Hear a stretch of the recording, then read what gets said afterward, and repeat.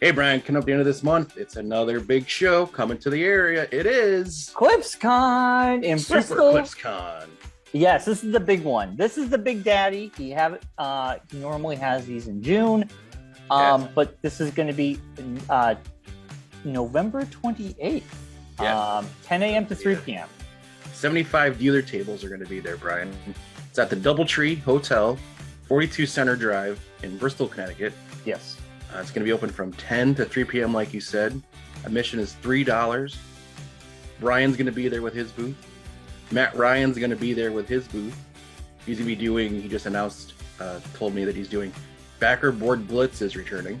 Nice. That's where he'll take your cheapy comic and you bring it to the table and he'll have backer boards and he'll draw a character from that comic or any character and then throw it right in the sleeve of the comic book for you. Awesome. Yeah, so he's gonna be doing that. We'll be doing caricatures and a whole bunch more. There'll be a whole bunch of vendors, like we said, 75 dealer tables. So it's at the Doubletree Hotel in Bristol, Connecticut, directly across from the ESPN.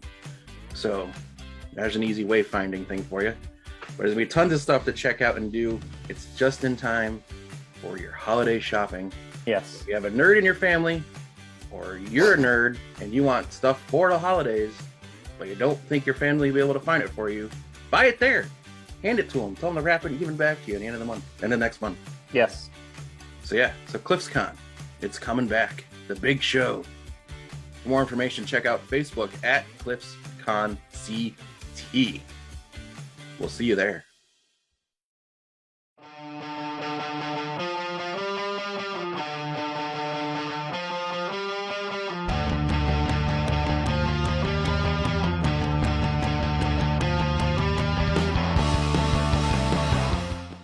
Hey everybody, it's Geekonomics. We're back. It's another week. It's another show. Brian is in his glass case of emotion inside his studio.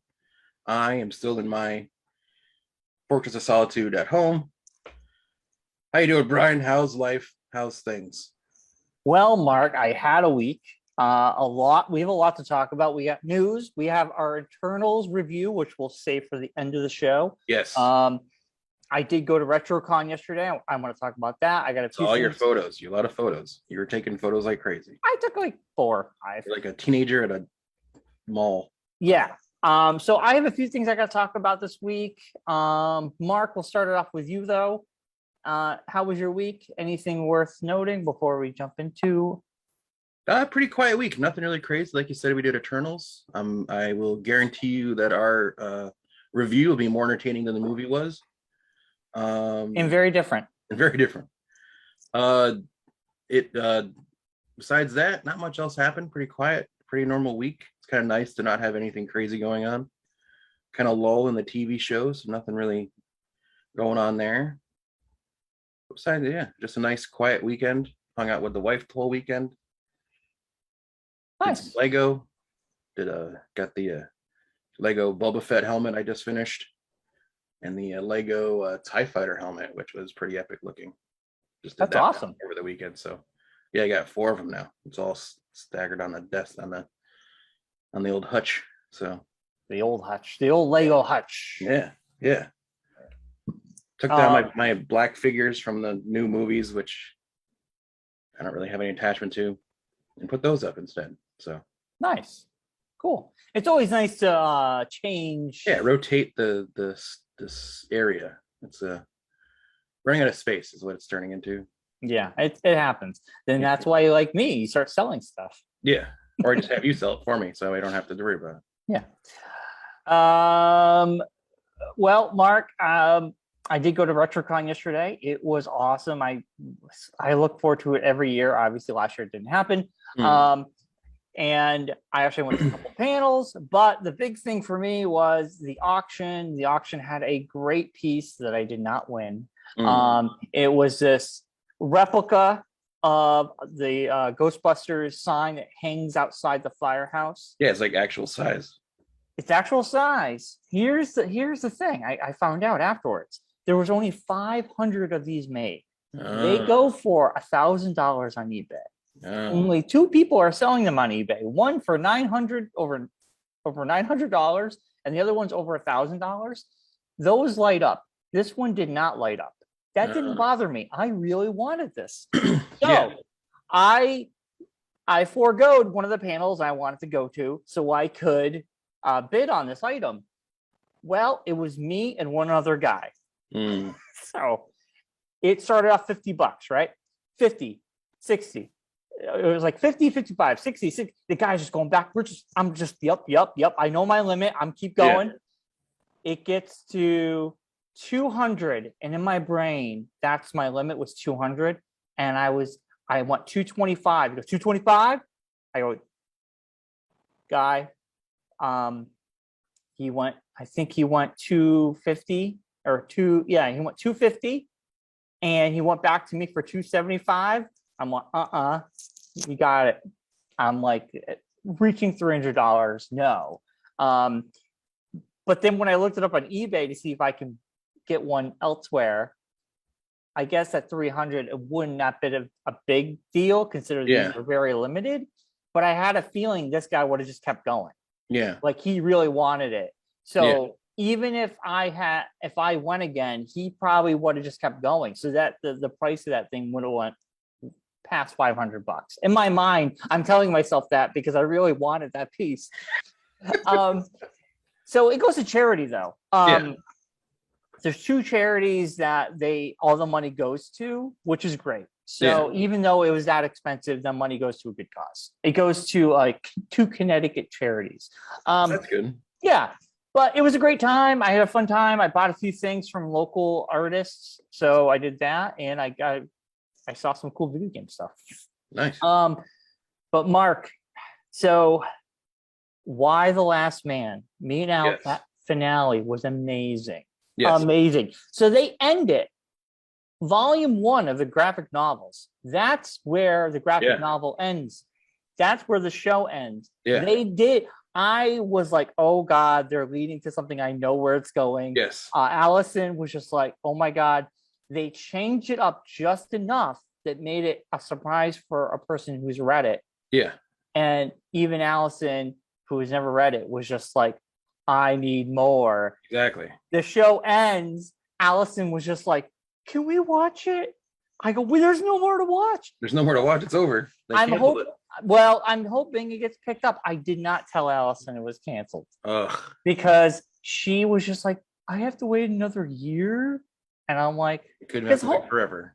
Well, if it gets picked up, I don't know. It seems kind of like it's getting a longer and longer shot the longer it goes.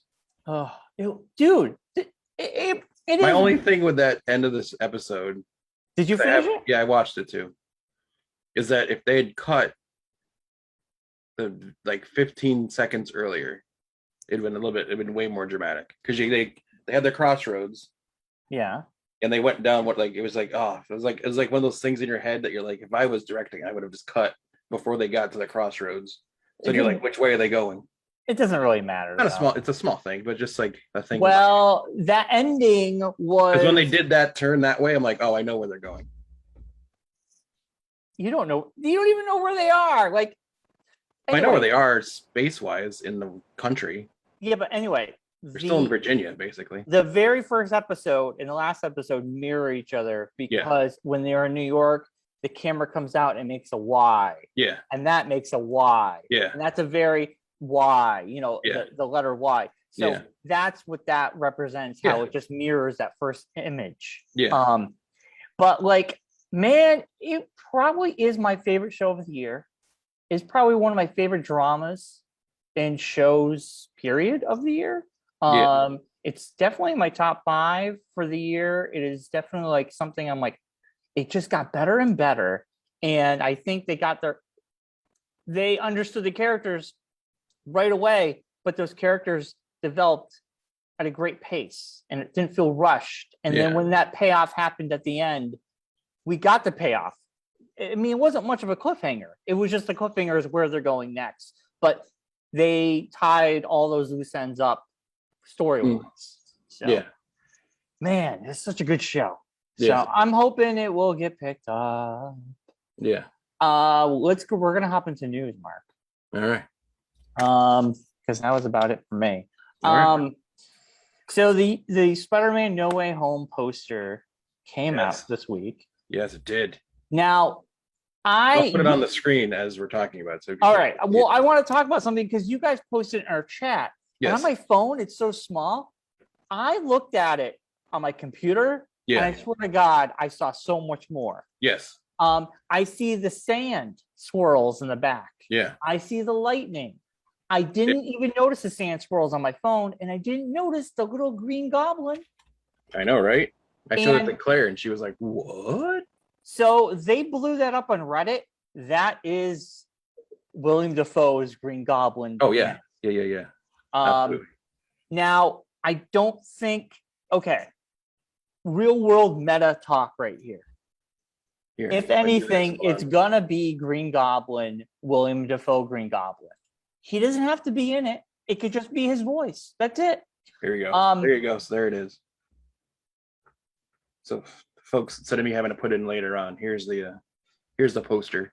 You haven't seen it yet, which I don't know. All right. Everybody has. Anyway, Mark, but listen. Here's the Goblin. It's not gonna be what's his face? It's not going to be Franco. No, that's definitely William Dafoe, which is over here on this side. Yeah, and it's just going to be his voice, probably. It's just going to be a VO. Possibly. It could be actually him. I mean, he still kind of looks the same. He hasn't really changed much. No, I know, but they can cheat it where he's not going to take off his phone. I mean, they can also de-age him too. I mean, they have that technology. Right.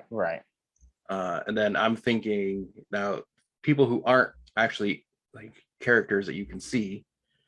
I think the lightning bolt means Electro. Yeah, me too. Which we've heard is happening. You had mentioned the sand swirling, which I didn't catch until you mentioned it. Right. That's Sandman. Sandman. Thomas Hayden Church.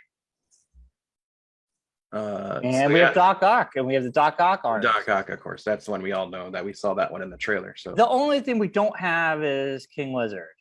Yeah. Do we need him to come back? I don't think so. No, I don't think so either. And this, the one thing I'm going to throw in is, I don't think this Spider-Man is the Spider-Man. That suit. I don't think that suit is going to be seen much in the movie because that's the now Spider-Man suit. Yeah. Because in the trailer, as we've noted when we saw the trailer, the Spider-Man suit he was wearing was not his Spider-Man suit. Well, that's his new Spider-Man suit. This is his new Spider-Man suit, but the one that he was wearing in the trailer. Yeah, that was his new one too. On the car. In one of the shots when he landed, he was wearing a different Spider-Man suit. I remember that one. Yeah. So. Needless to say, this could be the best MCU movie of the year. Well, yeah. I mean, he's only got competition with one other movie, so it shouldn't be that difficult.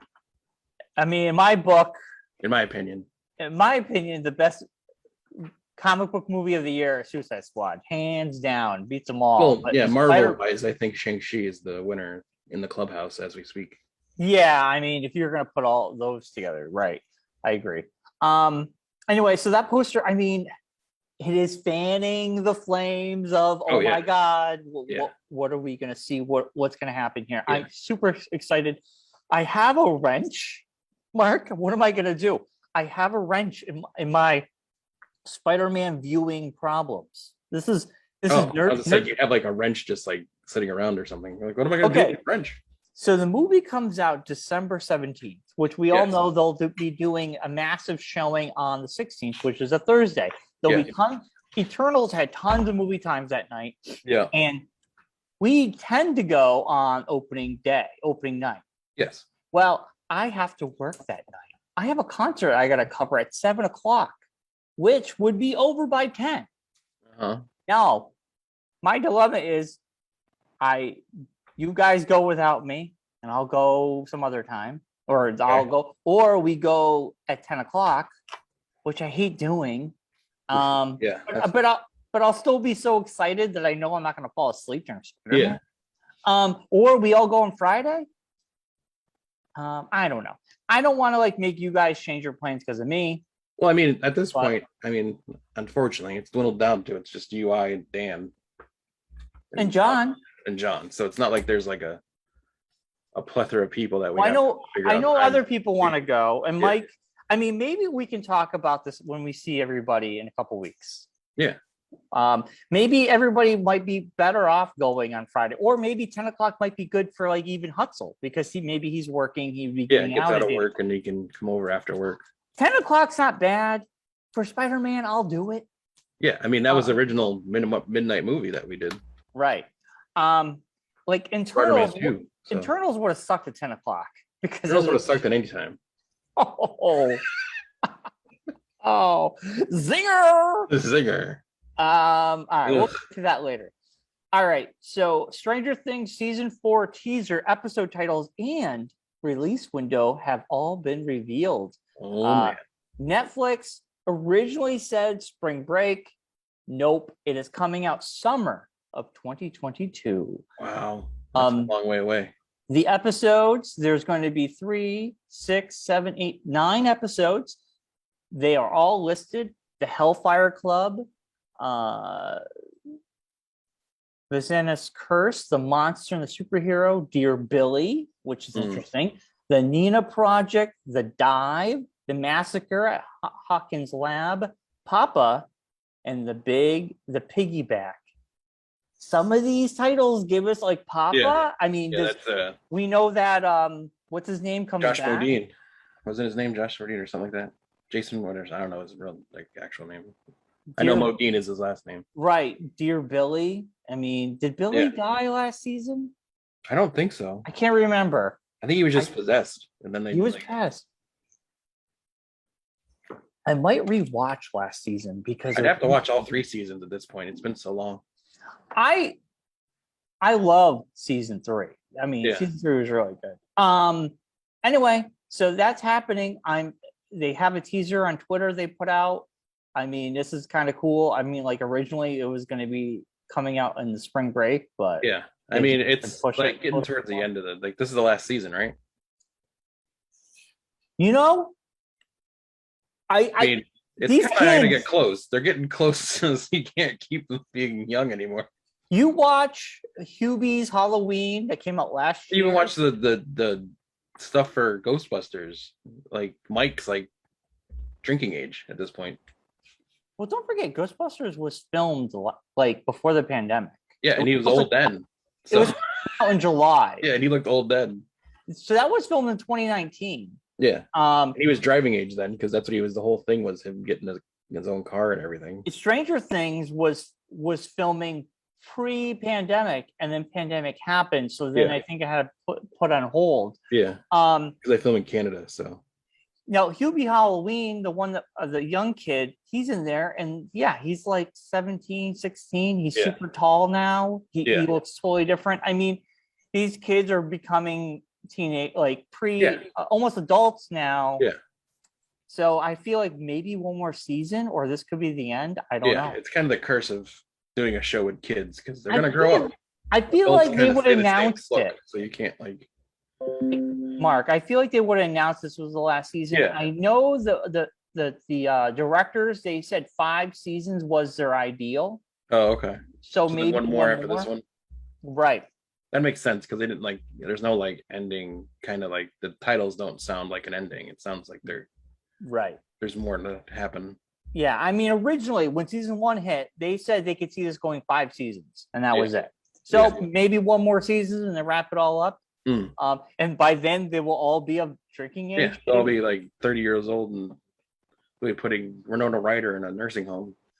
Okay, my prediction for season 5. Season 5 happens in like 5 more years.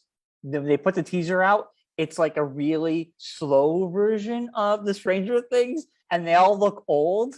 And then I almost wonder if they pull like or do the old like It scenario where it's like adults. Like they're older adults. Yeah.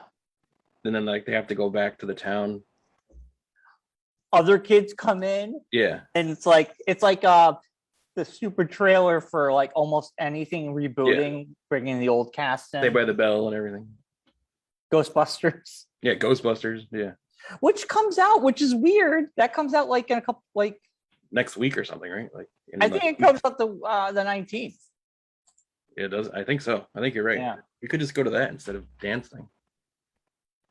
Ah. Have fun at the thing. I'm going to Ghostbusters. I mean, that comes up the 19th, I think. I'm looking right now.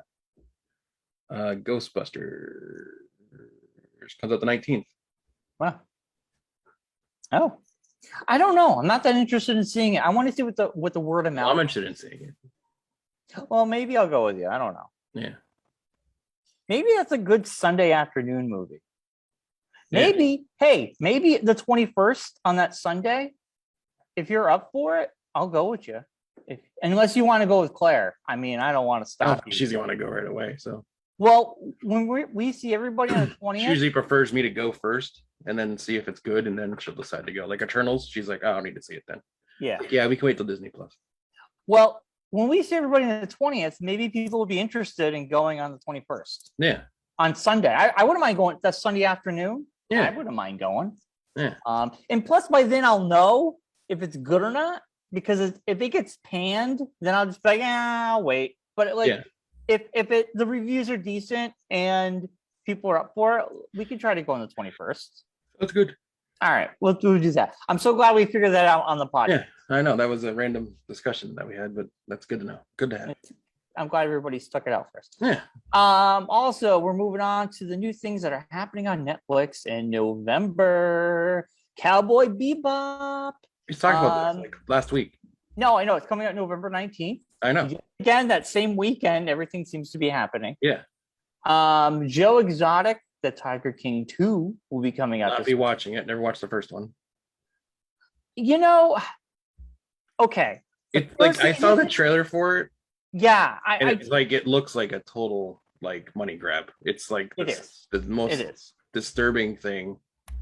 We all like, this is what happens when you randomly make people who shouldn't be famous just because they're weird.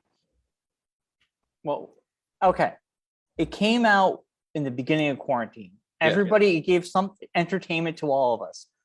Was it really entertainment though? Now that we've heard these things play out in real life, I don't need to watch a follow-up because I don't care. So it is a weird close to it to be doing a follow-up already. I know people are gonna watch it, but it's just Netflix cashing in on.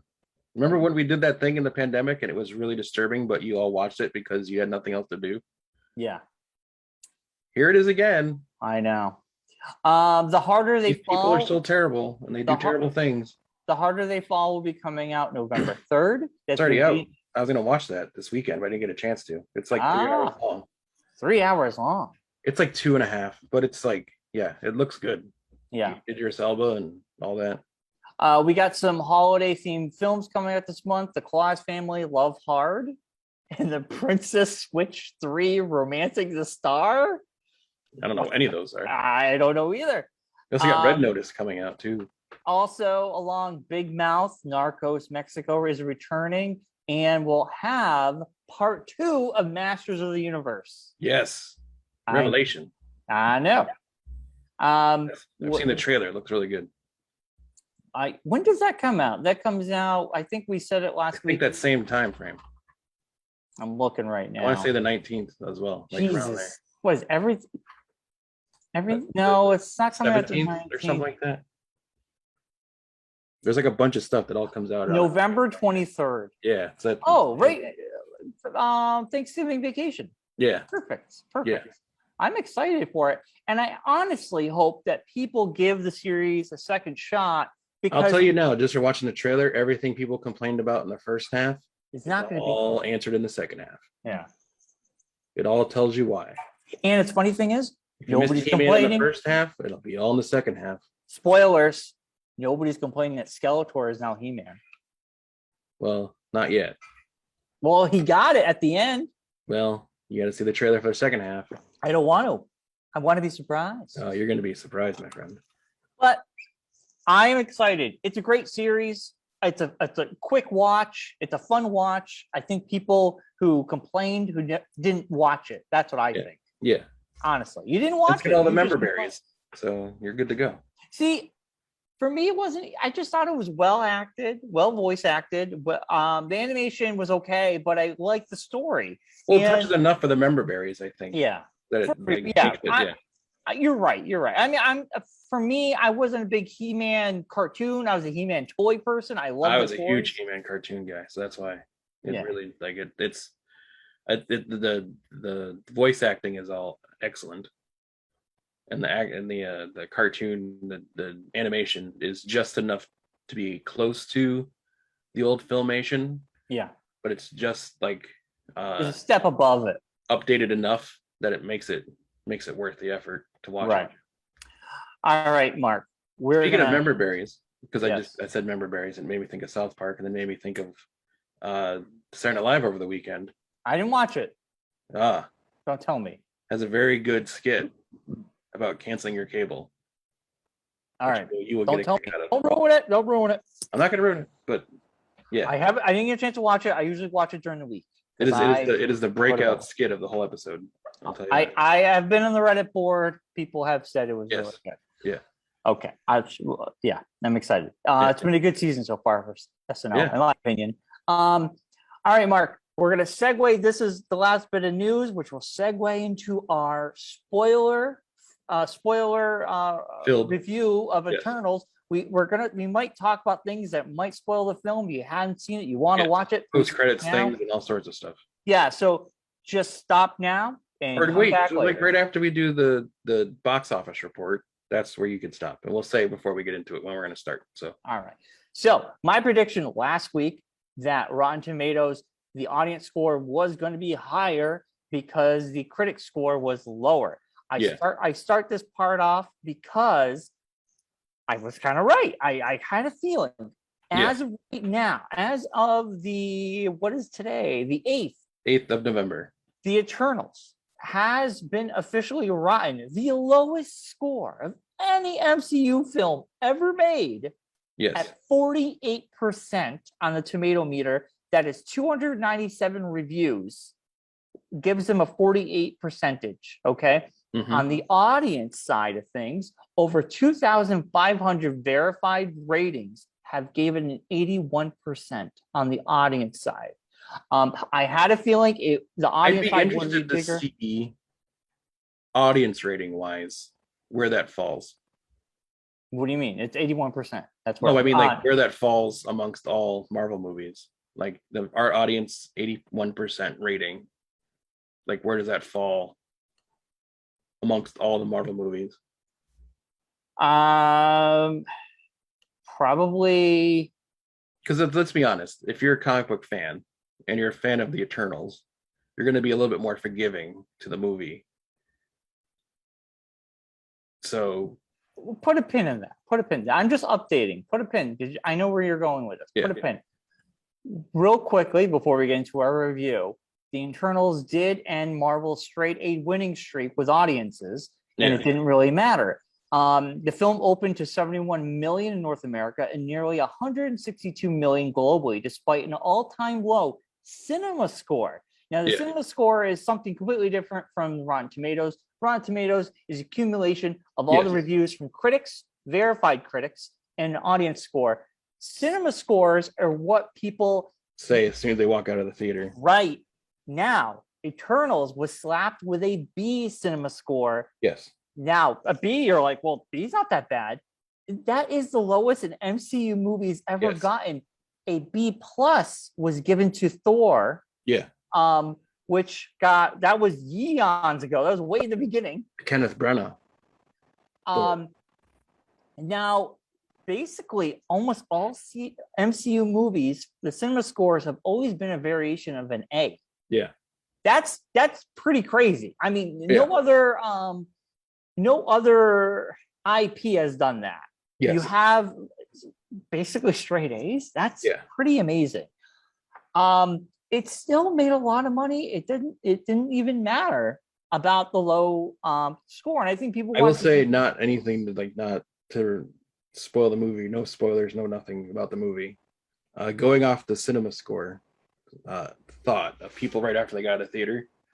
This is the first Marvel movie that, as I was sitting in the theater, about halfway through, I was like, "All right, I can go now." I knew you were gonna say that. Like this is I'm I'm done with this movie. Well, we're going into our review.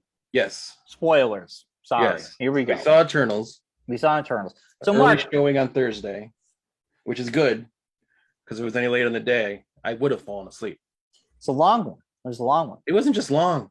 The issue with this movie, my issue with this movie, is it was boring. It was the lamest, most boring, most anti-emotional movie, any Marvel movie I've ever seen. I could not care from the time I walked into that theater to the time I walked out of that theater. I do not care about anybody that was in it. If Eternals never show up in anything else MCU ever, I won't care. Every acting, every person in that film either mailed it in or was not written well or the directing was terrible. I don't know how this got through to be put out as a movie. I am baffled that Disney, after all these years of Marvel movies, went through this movie and was like, yeah, put it out. That's great. This is a great way to launch the next phase of the universe. This is the main movie that's supposed to spawn the Celestial story and tell us everything that's going to be going into the next whatever amount of years of stories for the Marvel Universe. This was the movie they decided to put out. This antidepressant of a movie was the movie they thought was the great one to put out. The only two people that anyone cares about in this movie, that I care about in this movie, was Kit Harington's character, who probably had about a total of 20 minutes of screen time in the whole movie. Less. I would say less. And the valet for one of the Eternals. The only two people that were any of interest in this whole movie were two side characters. The main people of the movie, no one cared about. Nothing happens in this movie that has any relevance anywhere. The person that's supposed to care the most about the people of Earth is probably, in my opinion, the least emotionally attached person I've ever seen in my life.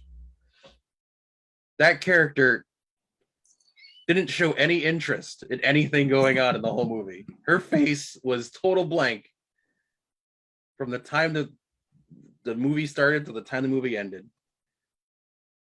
It probably, and it, like, everyone was like, oh my gosh, this movie has a sex scene in it. Probably the least chemistry of a sex scene I've ever seen in my life. It looked like two people who've never seen each other and talked to another human being in their whole life just decided to have sex. And then the people got all bent out of shape about the gay character. I didn't even care because I was annoyed by his acting in the first 2 minutes of him being on screen. Are you done? Should I keep One going? last thing. The two people that died in this movie do not care. Do not care. This has been a rant by Mark Warnock. But Selma Hayek's character dies. Who cares? Why do I have any attachment to her dying? Gilgamesh dies. Who cares? I never even saw him. He was on the screen for a total of 10 minutes. I liked him. I'm supposed to care that the guy that was funny for like the past 2 minutes of the movie is now dead. Okay. It was the worst written, worst acted, worst directed Marvel movie I've ever seen. I'd watch Black Widow 20 times before I'd watch this again. All right, are you done? I'm done. That was my rant. I've been holding that in since Thursday. I've been like, ugh. I let you go. I'll give you.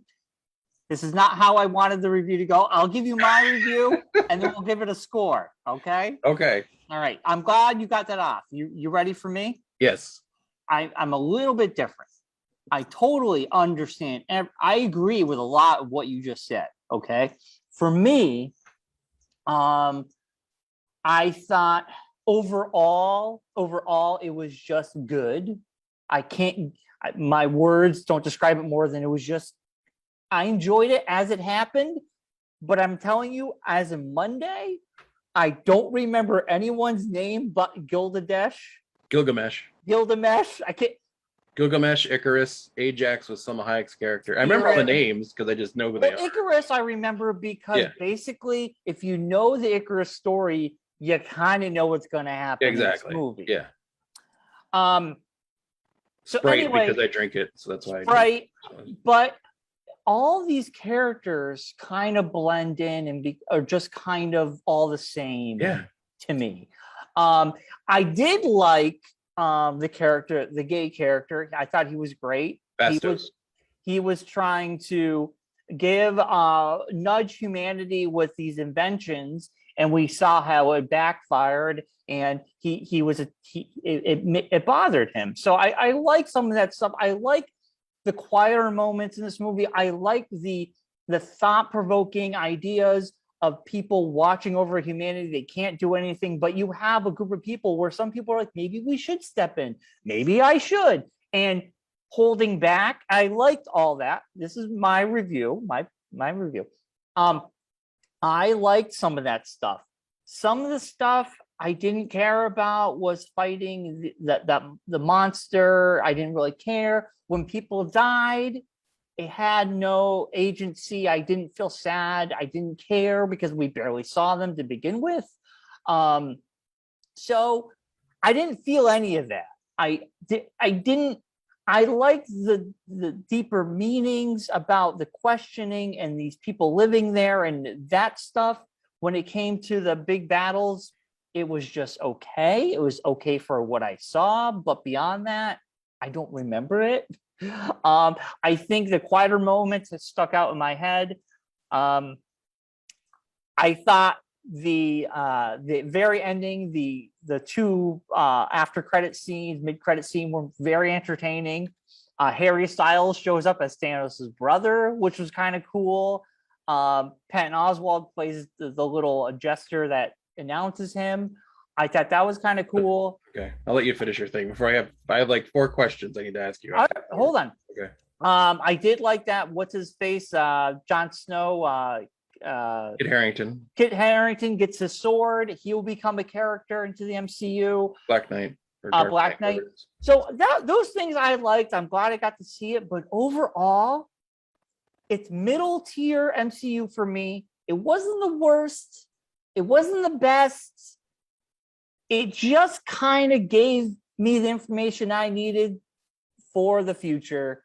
I don't think it needed to be 2 hours and 30 minutes long. I felt it dragged. I didn't agree that we needed a sex scene.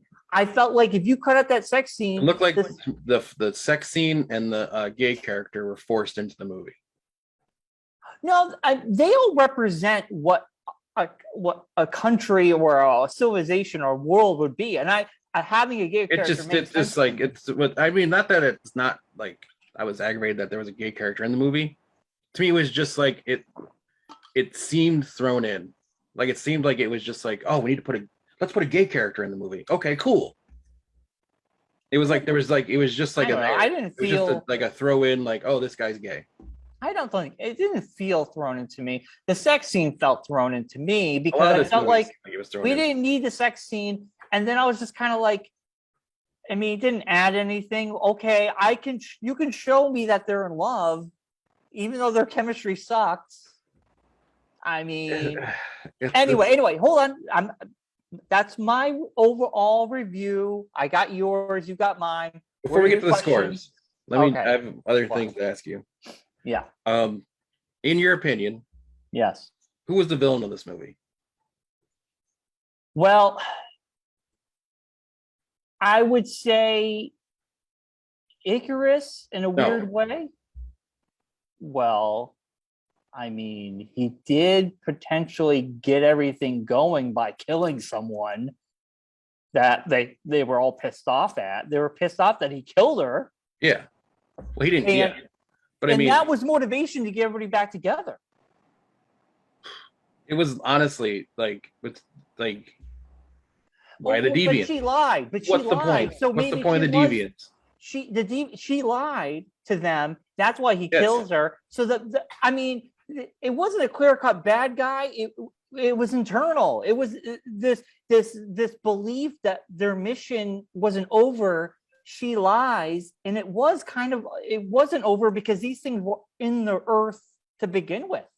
I think to me, upon thinking about the movie all weekend, which is going to be probably a weird stance, I think Ajax was the villain. Because I think who's Ajax again? Salma Hayek's character. Well, yes, she lied. Because in the whole like exposition of the Celestial telling you everything that they could have told you in the movie, but decided to do as a explanation section where he has Cersei in his hands and he's telling them that they're all robots. Spoiler alert. When they do the pan of all the like synthioid bodies, the only one that doesn't have a synthioid and everything is Ajax. So I think Ajax was the only real Eternal. All the others are just like androids. Well, yeah, they're all Eternals because they is an Eternal. That's Harry Styles' character, Star Fox, who's Thanos' brother. Yeah. Who doesn't really get an explanation about who this character is or why we should care that he's showing up in the MCU. He just appears. There's but we will find out later on. I know, but that's how they introduce characters all the time. I was already, and I said this to you, I don't know if you heard me when the movie first started. When we get the 3-paragraph explanation of what's going on before the movie even starts, I said to you, well, that's never a good start when you get crib notes before the movie happens. I said at the job, I'm like, this movie comes with clip notes. Here's what's going on before we even get into the movie. Because but Star Wars does that. Giving you a video like part with someone narrating that information, which would have been way cooler than just me reading the only time that's ever worked is Star Wars. The only time the scrolling information thing has ever worked is in a Star Wars movie. Nowhere else has that been a successful thing. You could have easily started the movie with that time that they had the scrolling words.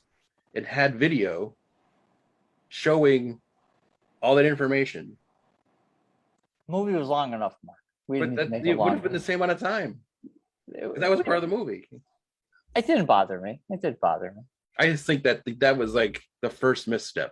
Is that could have been an easily like had the video going and had the person that was or whoever was doing the celestial voice read that information off and have video like an animation or something describing that information would have been so much better than me having to read. What's your other 3 questions? You said you 4 questions. I do. You're like, I do, but I don't know who was the villain, which we just said I think is Ajax. No one seems to know who the actual villain is. I don't think it's really about it's internally. They're internally dealing with a situation they're in. Whatever. I think it's multiple. I think it's layered there. It's my opinion. It was terrible. Anyway, right, go on. Second question. Secondarily, I was going to say, but then I changed my mind. All right. How does a half-born celestial emerging from the planet Earth not destroy the Earth in any way, shape, or form other than just appearing and turning to marble? Because now you have a full-sized celestial turned into marble sitting inside the planet Earth. And that does not affect the rotation of the planet. There was earthquakes. They had earthquakes. Yeah, but they were all at the end of the movie. They're just wandering through the park like nothing happened. No, everybody was freaking out. No one was freaking out. No one freaked out until the Celestial appeared. When she took off, everybody in the park went running. Yeah, but I'm talking before that part of the scene. Yeah. It's just her and Kit Harington walking through the park like nothing's going on. But everyone's just milling around like it's no big deal. Where they were and where that was happening were 2 different parts. I get that, but happening would have encapsulated the whole planet Earth. Because just because a hand and a head came out of one side, you think like his feet must have stuck out the other side of the planet and there's just like this celestial through the planet, and it's like a huge piece of marble is going to affect the way the Earth rotates, but and it's going to affect the whole like tides and the water coming out of the. I get you what ground you're and saying. everything. It's stuck. It's now frozen in there. Yeah, and no Um, Avenger noticed this was happening. what The happens Avengers right can away? affect, can contribute to what's going on in the world, whereas the Eternals didn't do anything to what was going on in the world. It's going to be brought up in the next big I would MCU hope so. movie. I mean, you'd think it would have to affect something. But anyways, third question. Yeah. Why didn't the Eternals contribute during the Thanos thing? They said they couldn't. But why wouldn't they? If their main plan, if Ajax's plan initially was what the plan was, to let as many people become alive so it gets to that threshold where the Celestial is able to be born, why wouldn't they have tried to stop Thanos from killing half the population? Because this movie basically says, and I saw this a lot online during the weekend, this movie basically tells everybody Thanos was right and the Avengers were wrong. Yes, but it's also nobody would know that. It's information they didn't have. I know, but now it's retconning that. It's not retconning. That's not what that means. It's going back. It's changing. It's telling you that the story that you've just watched and the Avengers succeeding and the killing of Iron Man, him sacrificing himself, was basically not the right decision. But they didn't have that information, and of course they want to save humanity. That is correct for them. But there's parts of the Eternals that they want to save humanity. Yes, but Eternals. So wouldn't they have, like, you figure you would have said there would have been some part of that movie or somewhere in that thing, there was nothing that would have been like, hey, you know, if we had not let Thanos, like, wouldn't you have thought they would help Thanos to kill the population of the whole universe?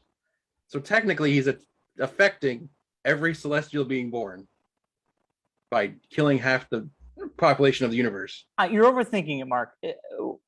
First of all, the Eternals they were in their little corner, or they're disbanded. So they weren't even together. So when the snapping did happen, they obviously weren't snapped, but they were living their lives because they were disbanded. So they weren't together anyway. And then when everybody came back, I mean, they didn't know that was her plan. They didn't know Thanos. But Icarus knew. Icarus knew in Babylon. Eventually, he figured it out. Icarus knew, by the way the movie goes. Icarus, they say the thing when they're sitting on the porch. Yeah. Which is another terrible part of the movie besides the point.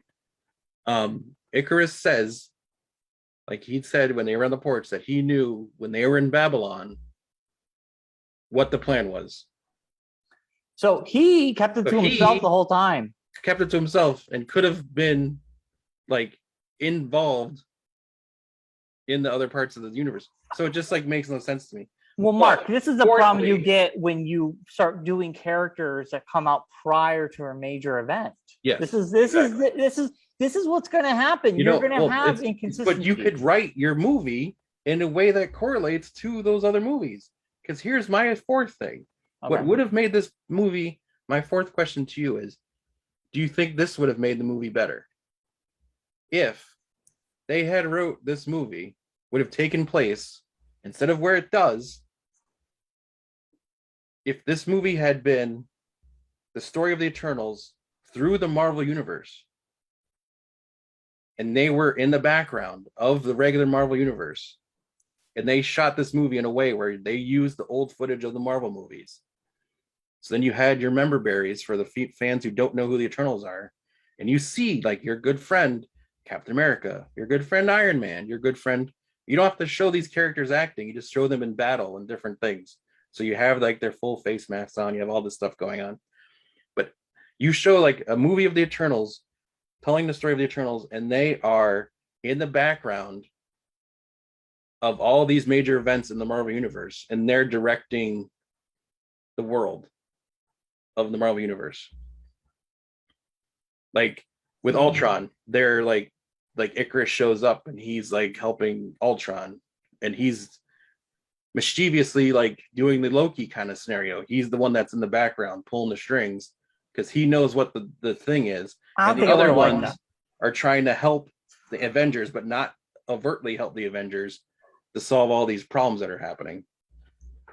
I don't know. I would have liked that movie better than this craptastic, boring ass DC movie, basically.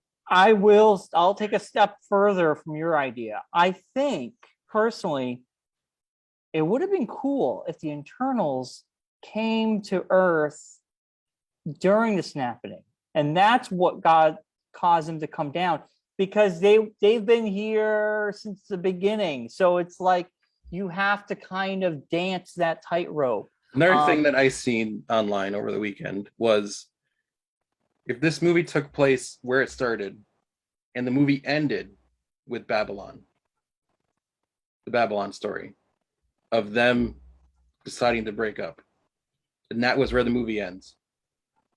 But you could have fleshed out that part in between there of them helping humanity grow and become more and more. So the movie ends with Babylon. They all disband. Then you cut to at the end of the movie. So the very end of the movie is like that Babylon breakup happens. Droid goes off. They all break up and go their separate ways. And then you show like a present day where each one is. And then the end of the movie, because you've spent all this time building the information of who these people are, how they work with each other, their inside like stories to each other. And you build up Ajax as this big like father, like mother figure for all the characters. And then you end the movie with Ajax dying in that scene towards the beginning and towards the middle of the film where they find her dead. That's the end of the movie. So then you have a buildup of who these people are. You build the like your feelings towards these people. The Athena thing happens at the end of the film. She's basically the Icarus character of this movie, that they have to like defeat her. Then they decide we have to break up. Gilgamesh says he'll take her and do his thing, and the other one goes this way, the other one goes that way. Then you show Ajax dies. Movie ends. Then you set up a second movie where you want to know what happened to Ajax. How did she die? They basically like tried to force like 4 movies into one movie. I agree that it's like 2 movies. You're right. I mean, it would have been cool to have one movie with them all together, and to like them all, and then have something tragic happen. And then that could happen, like you say, at the end. Because if the Icarus thing like happened in the second movie, if the second movie was you finding out Icarus turned on everybody after you've already spent a whole movie liking him, right? And he's like the twist. Yeah, this movie like forced the twist to happen before I had enough time to care about him. It's because it jumped around in time a lot. It was constantly jumping around in time. It was, like I said at the beginning, I don't know how this movie got through and everyone was like, okay, yeah, this is what we want to do. Because it's just bad. It's a bad movie. Which is crazy to say, because you know me, I'm Mr. Marvel. I like the Marvel movies. Yeah. But I'd watch a DC movie before I'd watch this again. I'd watch Batman v Superman again before I'd watch this. I mean, in my opinion, it wasn't that bad, but I mean, it wasn't my favorite. This movie, like I said, I think I said it to somebody as we were. I think it was John as we were walking out. I would have rather have seen this be a Disney Plus show than a film. Well, I said that. Yeah. I think it could have made a better show. Yeah. Actually, what you laid out could have been a great Disney Plus show, and then maybe had Eternal the movie. Didn't you that have was basically like a whodunit, like who killed Ajax? And that would have led up to the thing in the you could have had him beating the deviants, and the whole thing at the beginning of the movie went all about the deviants, and then them having to defeat the deviants. And then you could have still had that thing of the deviant absorbing powers. Like you could have still got rid of Gilgamesh, right? In another random Eternal that no one cares about. And then like that could have been the thing. So then like when they defeat that deviant, you think that's the big bad. Yeah. And this whole time you're building up Celestial as like a whole thing, and like they do the thing with Ajax, or Ajax hops in and goes to meet the Celestial, and at the end of the film he says to her the big plan of you guys are just there so we can grow a Celestial inside the Earth. Right. So you have to keep the population, like don't bother the population enough to build it up enough so they can get to a certain point where they can birth the Celestial. Yeah. So then when you end that at the very end of the movie, you're like, what's going on now? This is like she's a bad person in your mind. And then you cut to the scene and they go to the part where she's dead. And then you cut to the part right at the very beginning where you have Kit Harington and Cersei's character in London with Sprite. And then the movie ends where they go to Ajax's farm and she's dead. And that's where the movie ends. So you've built all that stuff up until that point. Then that's where your movie ends. You don't like they rushed through the get to know you portion of the movie. And then just kind of just laid out this boring, not really interesting whodunit scenario. And then gave you this like cataclysmic event that's happening. And it's like they kind of like, I was like trying to like reconcile it over the weekend. It's like they did like a Thanos story in the intro to the characters. It's like you have to stop a cataclysmic event in your first introduction. Before we even know who you are, you have to stop everything from happening. Yeah. And then a Celestial just appears at the end of the film that like everyone would see. Oh, in the skyline? Yeah. That was the one they were talking to. Yeah. And then all of a sudden he was just like, well, I'm out of here now. Well, he's like, well, I'm taking you all back. I'm taking you 3 back. Yeah. But the ones that flew away, I'm not going to go bother them yet. I'll go get them later. I can't get them. Yeah. No. They're in a ship, so I can't capture them.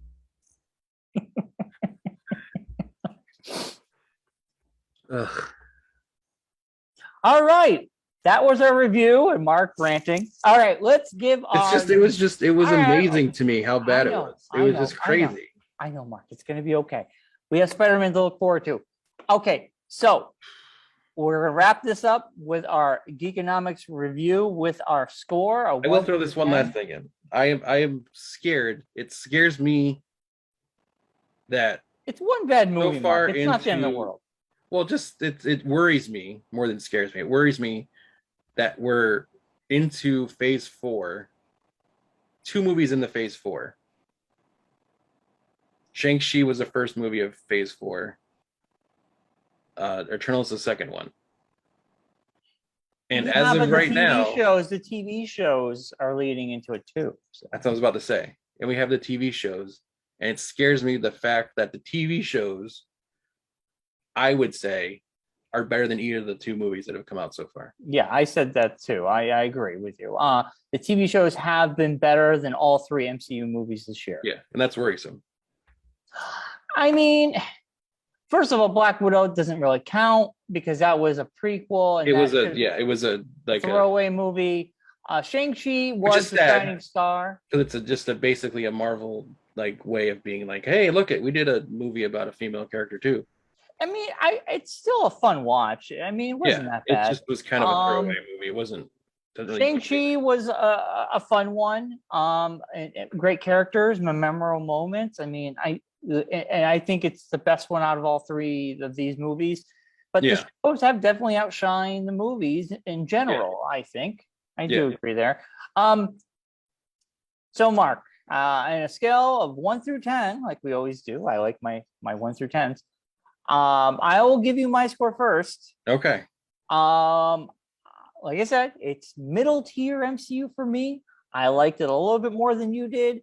I understand your grievances with the film, but I overlook some of them because it's a movie. It's an MCU movie. I have to overlook some of these things. For me, But why though? because it's a superhero movie. It's not set in reality. Get that, but we've gotten so many good superhero movies at this point. I Why know. are we still having to like give them? All right, it's my like, opinion. a My half? opinion. My opinion. Okay. My opinion. All right. I would give it. It's weird. My brain says 6 and 7. I give it a 6.5, and that's pretty low for me. A 6.5. So that is probably the lowest MCU. I mean, a 6.5. Even though I liked it, I don't remember names that well. I had no attachment to characters.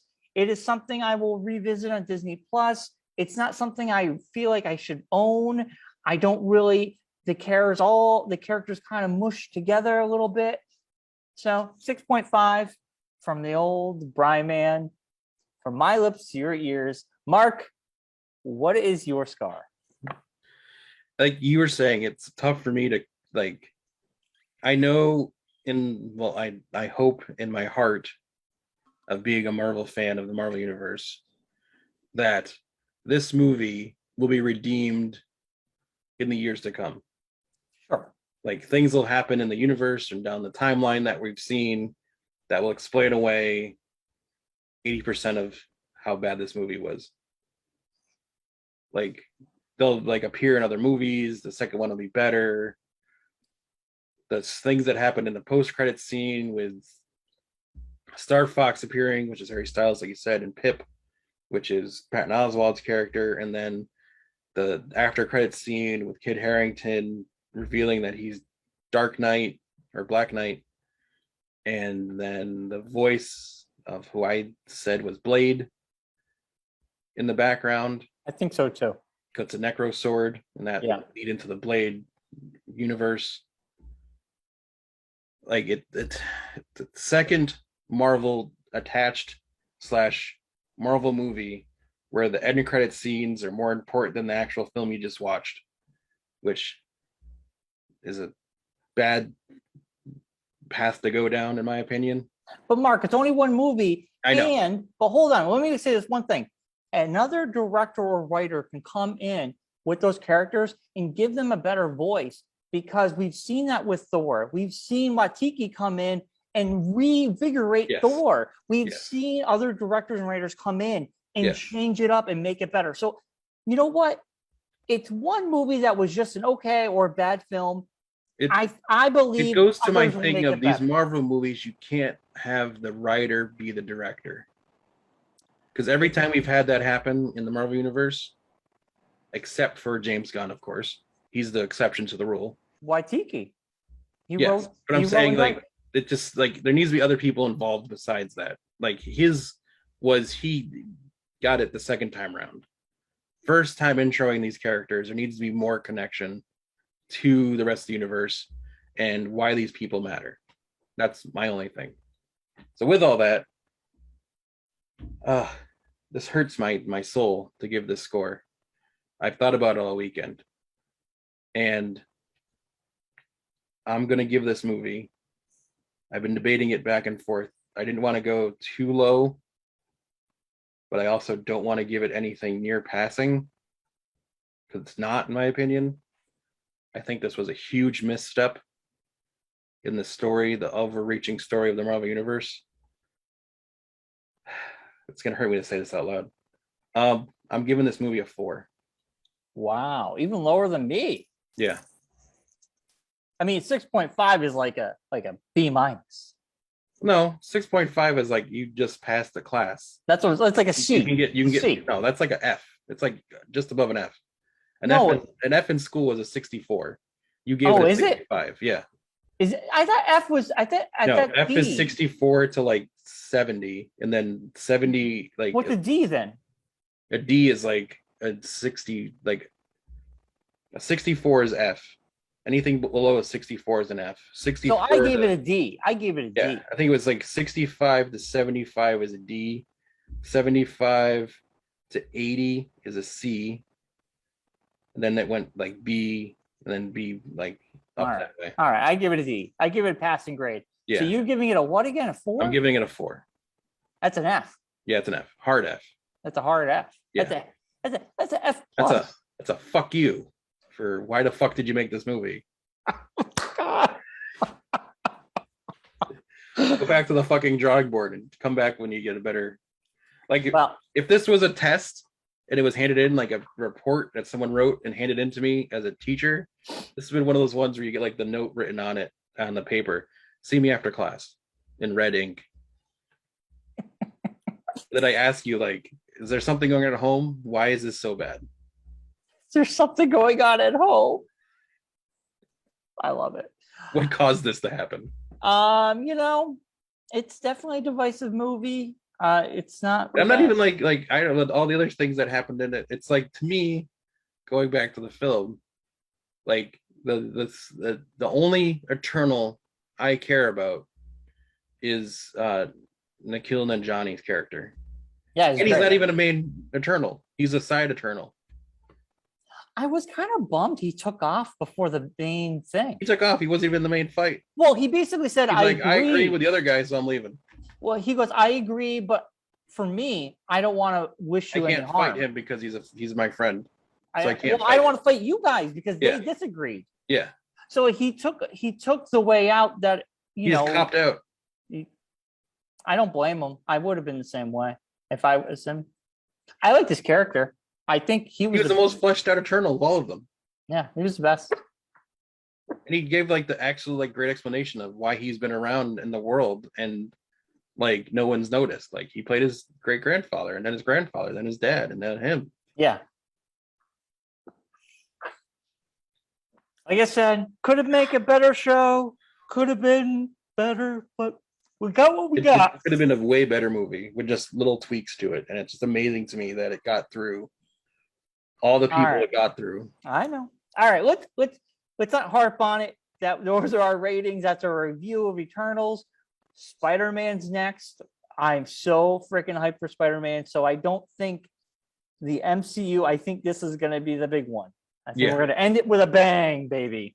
Yeah, it like, as you've been like talking about Spider-Man for all this time and building it up, it seems to me like they were all in on Spider-Man and Eternals are just like, yeah, that's fine. You're doing Eternals? Cool. All right, thanks. You go over there and do Eternals, the characters we don't care about. Some D-level superheroes. I mean, I feel like integral parts of the Marvel Universe and what they do, but besides that, no one cares about the characters themselves. It's just their story like just reaches into the other big stories. So they're just kind of like the story movers. So go ahead, do whatever you want. Just make sure you get the story moved, and then we'll move on to like Spider-Man, which actually is important. Yeah, right. But if you think about it right now, overreaching Marvel world universe stories you have going on right now, you have the multiverse happening with the Darkhold. You have Kang the Conqueror happening. He's part of the multiverse, though. Yes, but he is like a villain, like huge villain, like in the Marvel story. Right, I get it, but he's part of that. You have story arc. The villain like that's going to be coming through whatever the Marvel multiverse is, whoever that ends up being the villain of that. Then now you're adding in a third big villain of the Celestials being something that's attacking the universe. Well, that's something they've been sprinkling in since I know. a long time. You have like 3 big things going on at once in the Marvel universe. Yeah, but one could be tied up before the next. Like I know, I'm just saying, but as opposed to like the original, like the past phases, where it's all kind of led up to Thanos. Now we're like in 3 tangents going on at once. Well, Kevin Feige did say there was going to be smaller things happening before a bigger thing were to happen again. Yeah. Because you have to cleanse the palate. He's like, we need to do smaller things before a bigger thing will happen. Yeah. So that makes sense, you know. And the Celestial thing has been peppered in since Guardians 1. Oh yeah, and the Doctor Strange had it with his guy in the first movie and all that. Right. So, but it's just a lot of. I think it's a one misstep. It's nothing to worry about. You know, I think these characters will be better with time and other people behind the writing and the directing and could make these characters worthwhile. And the last thing about this movie, I will agree. I've seen this online a lot over the weekend.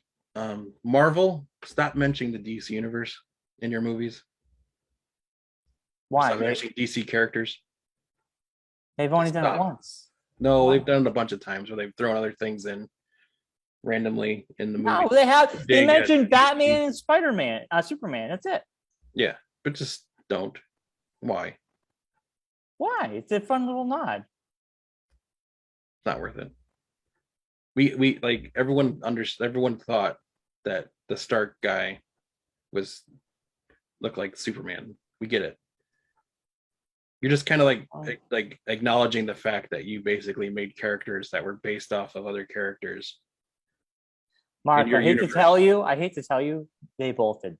I know, but it's just kind of like there's no need to keep like one artist came to Marvel, made a character, it so like then obvious. He got hired by DC, then he made a character very similar to what he made in Marvel. I mean, they all I know. did that. It's just when you get beyond the core, then you're like, yeah, a lot of these characters are the same because, well, a lot of those people shared ideas. Or basically you're like acknowledging, like you're saying, off of the movies that we've seen and little references we've seen, you're saying the DC universe happens in the same universe that the Marvel universe is in right now. No, what they could be saying is that a DC Comics could exist as a DC Comics.